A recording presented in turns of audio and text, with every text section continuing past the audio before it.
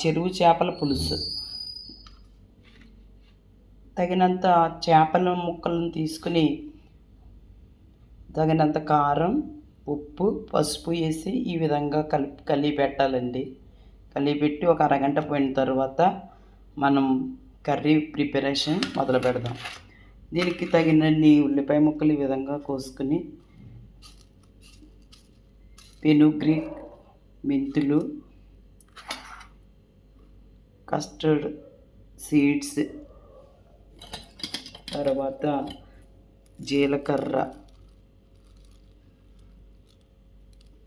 తర్వాత ginger, garlic తగినంత తీసుకుని ఇవన్నీ మిక్స్ చేసుకోవాలండి. మిక్స్ చేసుకుని తర్వాత మనం కర్రీ ప్రిపరేషన్ మొదలుపెట్టి దీనికి ముందు మనం మిక్సీలో ఈ విధంగా మిక్స్ చేసుకుందాం.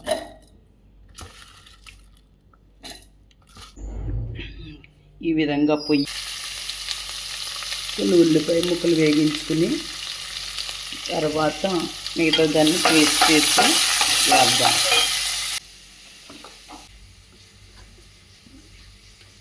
అందులో వేయి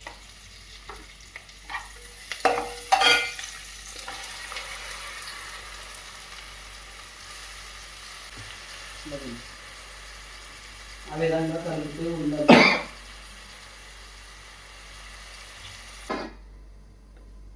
పెట్టిన తర్వాత బాగా వేగిన తర్వాత ఆయిల్ పైకి వస్తుందండి. ఉల్లిపాయ ముక్కలు అవి బాగా వేగిన తర్వాత ఆయిల్ పైకి వచ్చినప్పుడు తగినంత ఆయిల్ మనం వేసుకోవాలి.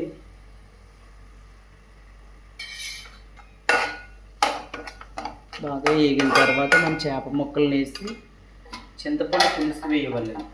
చింతపండు పులుసు వేస్తే చింతపండు పులుసుకు తగినంత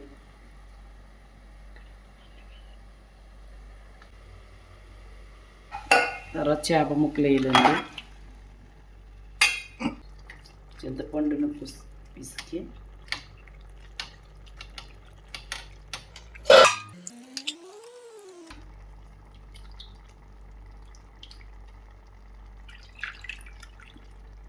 ఈ విధంగా చింతపండు పులుసు వేసిన తర్వాత తగినంత వేసుకోవాలి. మరీ ఎక్కువ కూడా వేస్తే చేప టేస్ట్ పోతుంది.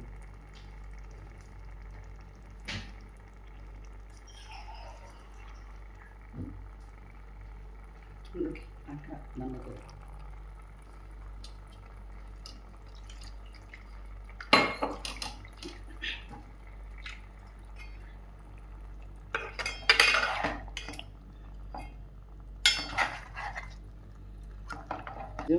వెయ్యాలమ్మా. ఈ విధంగా పులుసు వేసిన తర్వాత కొంచెం సేపు ఉంచి లాస్ట్లో ఈ విధంగా కొత్తిమీర మనం చల్లుకోవాలి.